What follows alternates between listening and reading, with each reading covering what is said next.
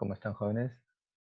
Soy el profesor Henry Díaz y esta es una clase más para los estudiantes del Colegio Turiado, en este caso para los alumnos del segundo año de secundaria. El día de hoy vamos a ver el tema de polígonos, ¿sí? Vamos a mencionar algunas características de los polígonos, algunas propiedades. Pueden ver en el gráfico que se encuentra en la pantalla. Hay un gráfico de los polígonos, por ejemplo. Tenemos un estante donde pues tenemos los libros, tenemos apoyado algunos adornos y estas figuras representan también a lo que viene a ser un polígono, ¿sí? Por ejemplo, tenemos las señales de tránsito también, tienen figuras de forma de polígonos, ¿sí?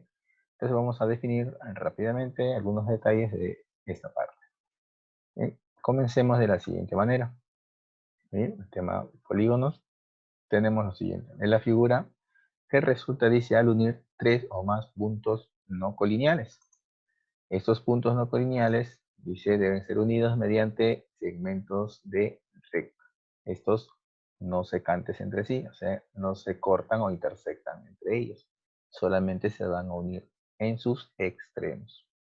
Bien, tenemos el gráfico, por ejemplo, que representa un polígono. En este caso, la línea que está resaltada de color azul es el polígono. La parte interna de este viene a ser lo que llamamos la región interior al polígono. Y son todos los puntos que se encuentran dentro de la línea que está resaltada. Bien, entonces esos puntos que se pueden apreciar son los llamados vértices y las líneas que unen dichos puntos A, B, B, C, C, D y así sucesivamente que están en el contorno vienen a ser los llamados lados del polígono. ¿Sí? Y el polígono pues se menciona la cantidad de vértices, en este caso ABCD hasta el punto G, ¿no? El cual cierra toda la figura. Bien, recuerda una relación muy importante que en este caso viene a ser número de lados es igual al número de vértices y esto será igual al número de ángulos, que lo vamos a mencionar justamente en tu momento, quién representa a los ángulos, ¿sí? Muy bien, ahora veamos lo siguiente también. Aquí vamos a indicar, por ejemplo, en este polígono, que es la línea de color está de negro, vamos a indicar algunas líneas que vamos a asociar a esta figura. En este caso, las líneas de color rojo representan lo que llamamos nosotros diagonal. Y la línea de color azul representa la línea llamada diagonal media.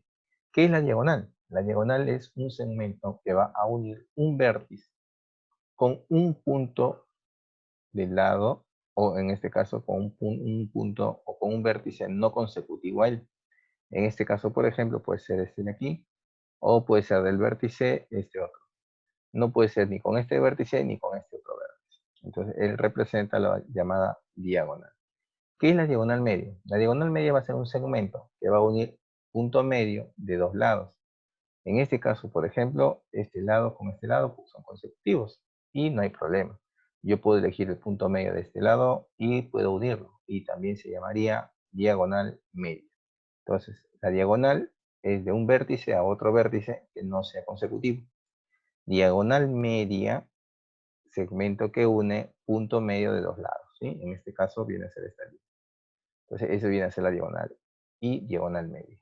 Tenemos también los tipos de polígonos, ¿ya? Básicamente vamos a mencionar a los siguientes. Al polígono convexo, que está indicado de la siguiente manera.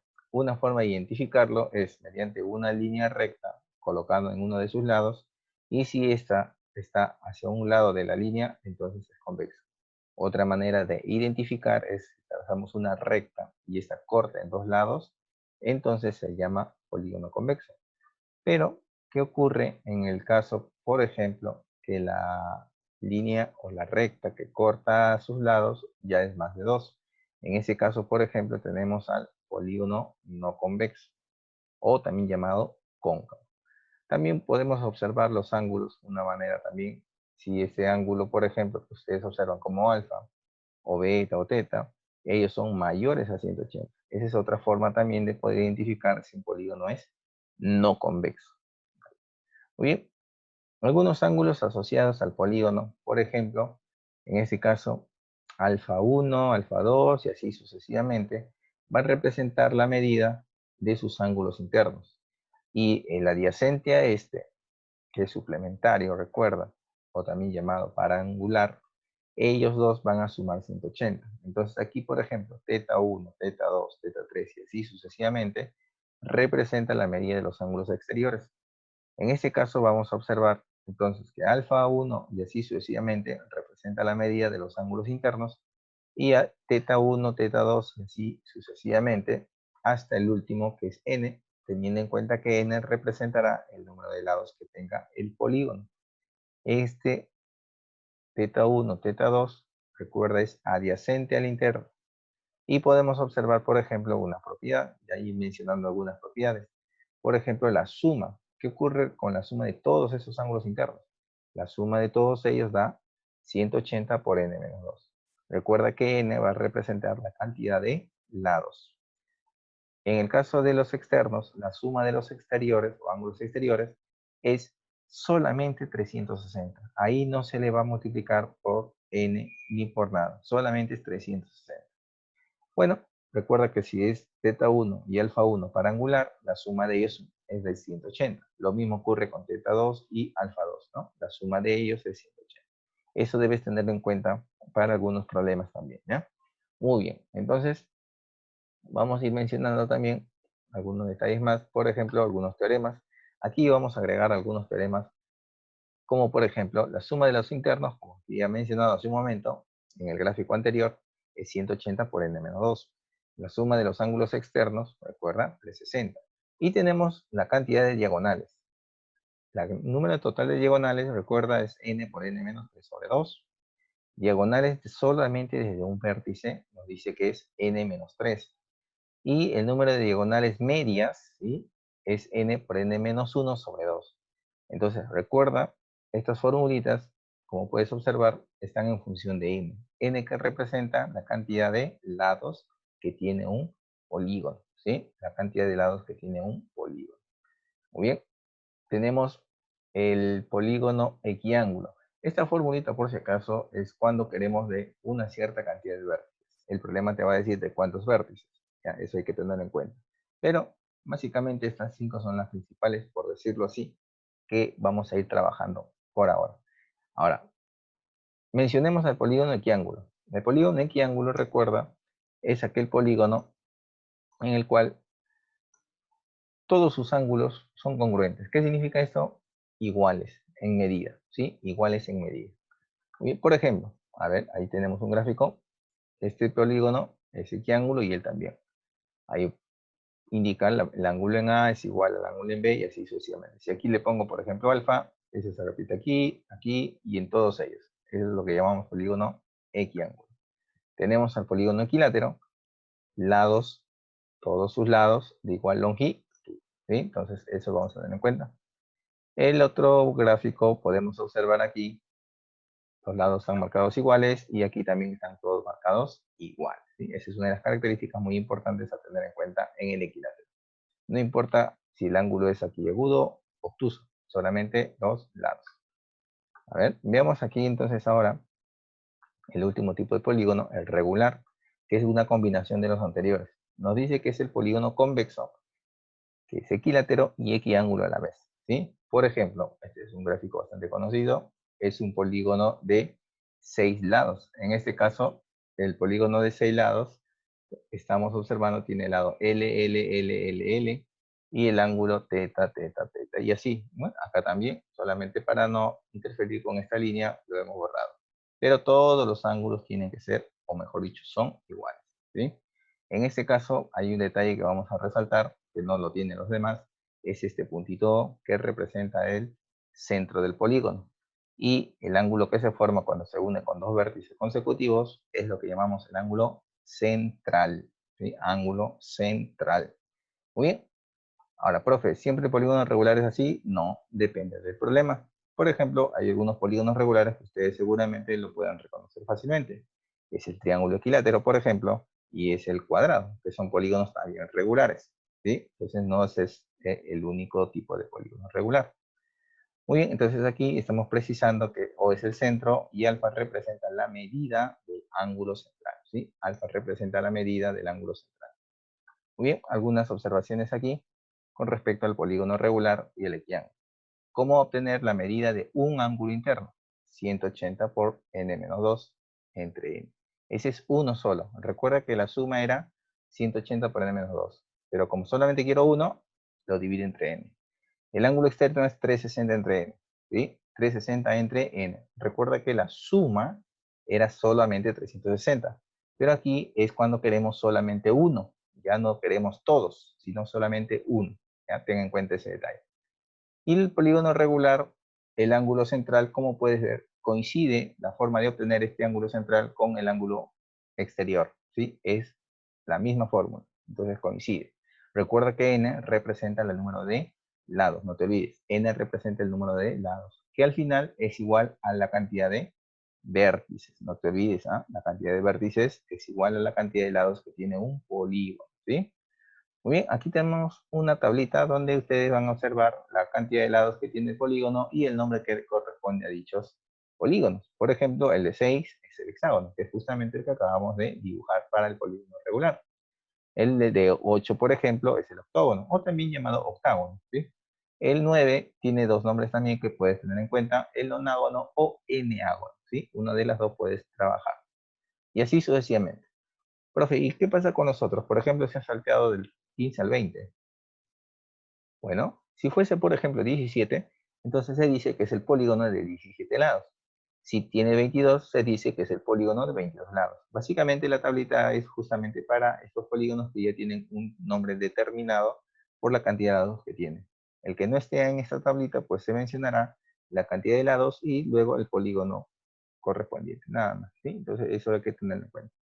Muy bien, este es un resumen justamente de las propiedades básicas que debemos de conocer con respecto al polígono, ¿sí? Veamos algunas entonces aplicaciones con respecto a esta parte y para que puedas ir entendiendo cómo se utiliza o aplica estos teoremas o propiedades, ¿sí?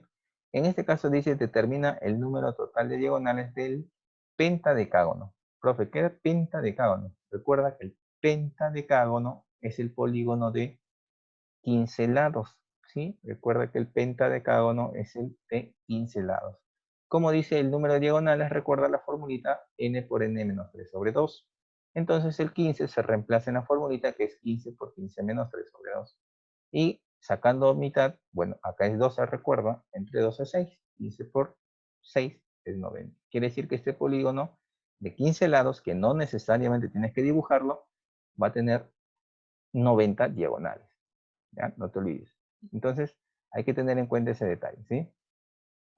Muy bien. Pregunta número 2. Dice, calcular la suma de medidas de los ángulos internos del decágono. Suma de las medidas de los ángulos internos del decágono. Recuerda, decágono es el polígono que tiene ¿cuántos lados? Correcto. Tiene 10 lados, ¿sí? 10 lados. Entonces, la suma, recuerda la formulita 180 por n menos 2, ¿sí? La formulita. Reemplaza 10 menos 2, 180 por 8. ¿Y eso cuánto da? 1440. ¿Ves? Entonces, eso debes tener en cuenta. ¿Vale? No es nada difícil. Recuerda así la formulita. Haz un resumen, haz un resumen en una hojita donde puedas tener las propiedades para que puedas ir utilizándola de forma correcta. ¿Sí?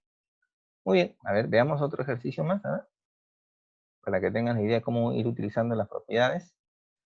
Dice calcular la medida de un, ojo, dice bien claro, un ángulo interior, uno solo, uno, un ángulo interior del nonágono equiángulo, nonágono equiángulo. ¿Recuerda la formulita?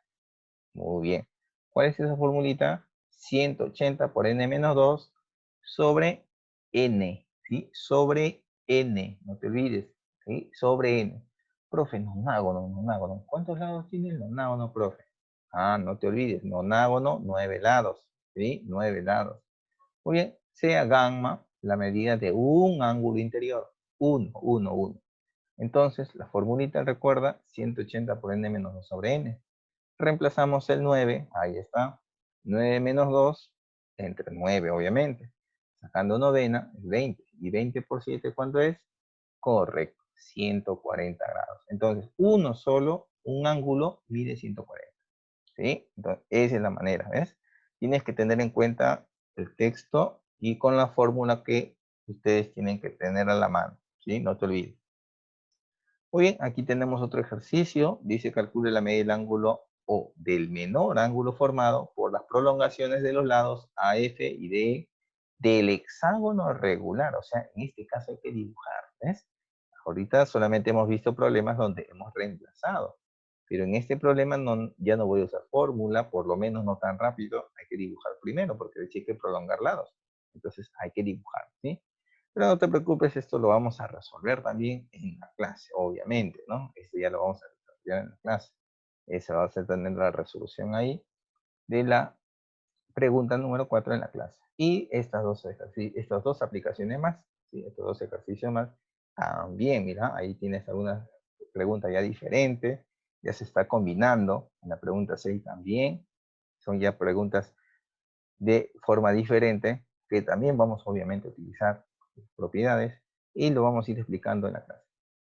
Muy bien, entonces aquí te dejo los ejercicios también para que practiques, vayas intentando y en la clase vamos a ir resolviendo algunas dudas con respecto a las preguntas que puedas tener en este tema, ¿no? Son bastante similares, solamente tienes que leer bien el texto, utilizar bien tus propiedades y vas a ver que es bastante sencillo. Sigue las recomendaciones, haz un resumen de las formulitas en una hojita para que lo puedas practicar mejor y así lo tengas a la mano, ¿sí? Muy bien, entonces con esta parte me despido, nos vemos en la clase y a seguir practicando para que puedas aprender mejor. Muy bien, gracias.